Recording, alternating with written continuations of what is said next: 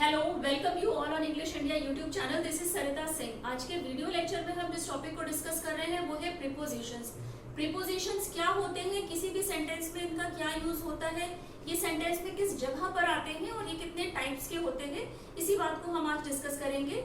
इससे पहले भी इस चैनल पे पार्ट्स ऑफ स्पीच को लेकर काफी वीडियोस बन चुके हैं, वो वीडियोस आप डिस्क्रिप्शन बॉक्स में जाके देख सकते हैं।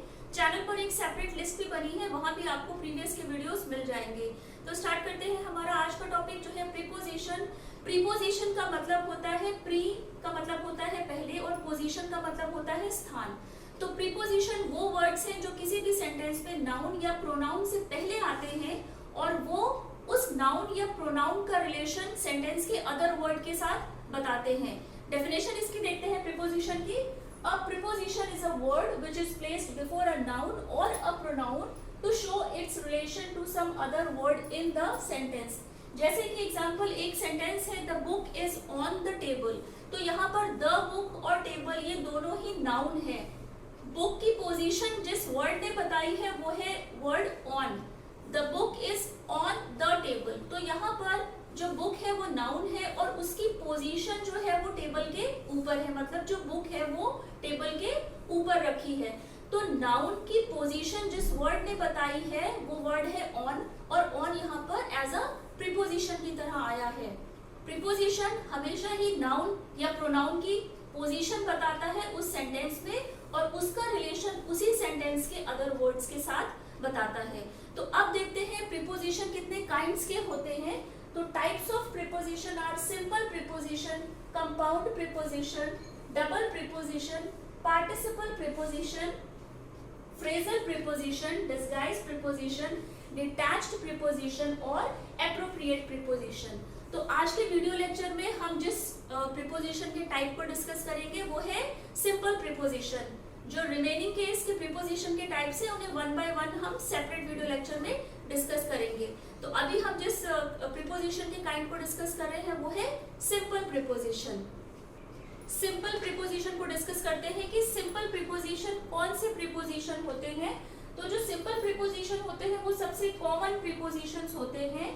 ये वन वर्ड लॉन्ग होते हैं, मतलब ये सिर्फ एक वन वर्ड के होते हैं। जैसे जैसे आगे हम प्रीपोजिशन के टाइप को डिस्कस करेंगे हम ये भी देखेंगे कि दो वर्ड से दो प्रीपोजिशन मिलकर भी प्रीपोजिशंस बनते हैं, एक अनदर वर्ड और एक प्रीपोजिशन मिलकर भी एक प्रीपोजिशन बनता है।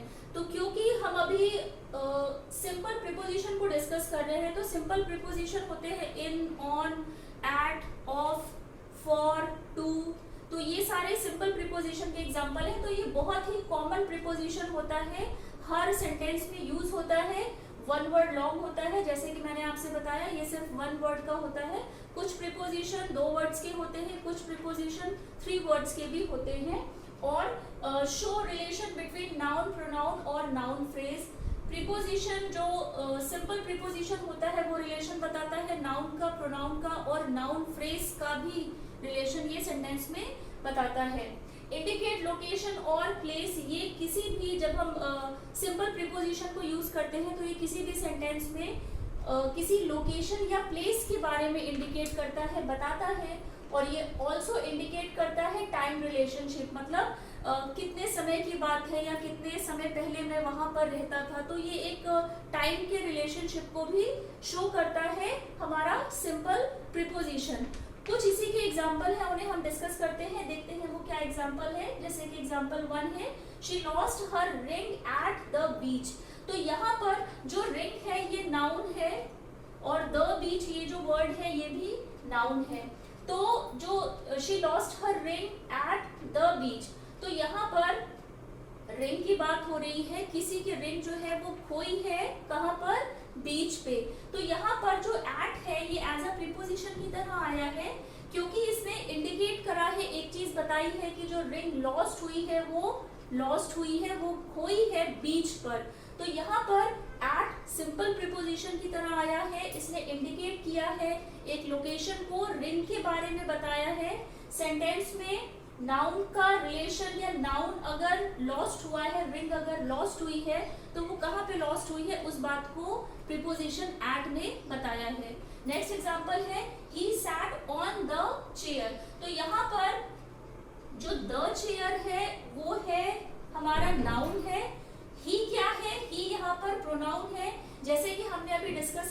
प्रीपोजिशन वो वर्ड होते हैं जो सेंटेंस में नाउन या प्रोनाउन का रिलेशन अदर वर्ड के साथ बताते हैं। यहाँ पर ही प्रोनाउन है, सेंटेंस में हमेशा ही सब्जेक्ट एंड ऑब्जेक्ट हमेशा नाउन या प्रोनाउन ही होते हैं।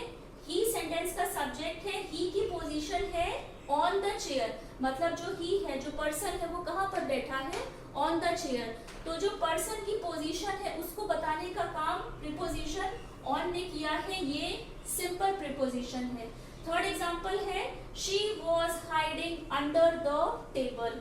अगेन यहाँ पर शी प्रोनाउन है, सेंटेंस का सब्जेक्ट है।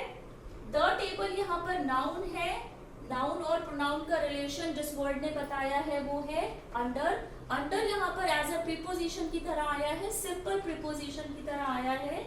She was hiding under the table, वो छुपी थी, बट वो कहाँ पर छुपी थी, अंडर द टेबल। अगर हमको बताना है कि वो टेबल के नीचे छुपी थी तो जिस वर्ड का हम यूज करेंगे अंडर, क्योंकि हम उसकी पोजीशन के बारे में बता रहे हैं कि वो पर्सन कहाँ पर छुपी है, तो उसके लिए हमने प्रीपोजिशन अंडर का यूज किया है, सिंपल प्रीपोजिशन है। फोर्थ एग्जांपल है the book belongs to Ram. तो यहाँ पर जो टू है वो सिंपल प्रीपोजिशन है, क्योंकि टू ने ही हमको बताया है कि जो बुक है वो किसकी है, वो बुक है राम की। राम यहाँ पर नाउन है, नाउन का जो रिलेशन है बुक के साथ वो जिस सेंटेंस ने बताया है वो प्रीपोजिशन है और वो टू है, सिंपल प्रीपोजिशन है। फिफ्थ एग्जांपल है ही ड्रोव ओवर द ब्रिज।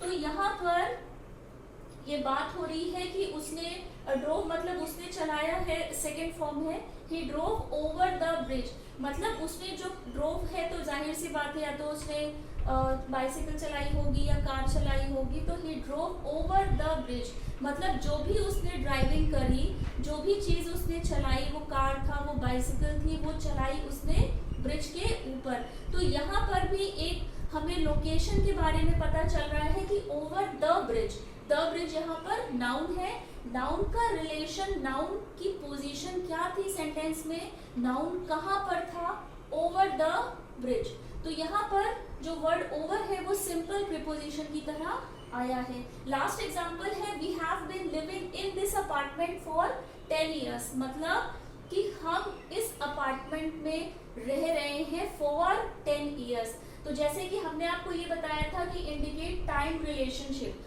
तो सिंपल प्रीपोजिशन या प्रीपोजिशन टाइम रिलेशनशिप को भी बताते हैं कि हम किसी जगह पर अगर रह रहे थे तो हम कितने टाइम से वहां पर रह रहे थे। लास्ट एग्जांपल में यही है we have been living in this apartment for 10 years, मतलब कि हम इस अपार्टमेंट में 10 years से रह रहे थे। तो यहाँ पर जो फॉर है वो सिंपल प्रीपोजिशन का एग्जाम्पल है, उसने बताया है, उसने एक टाइम रिलेशन को बताया है कि अगर वो पर्सन रह रहे थे उस अपार्टमेंट में तो वो 10 year पहले से रह रहे थे।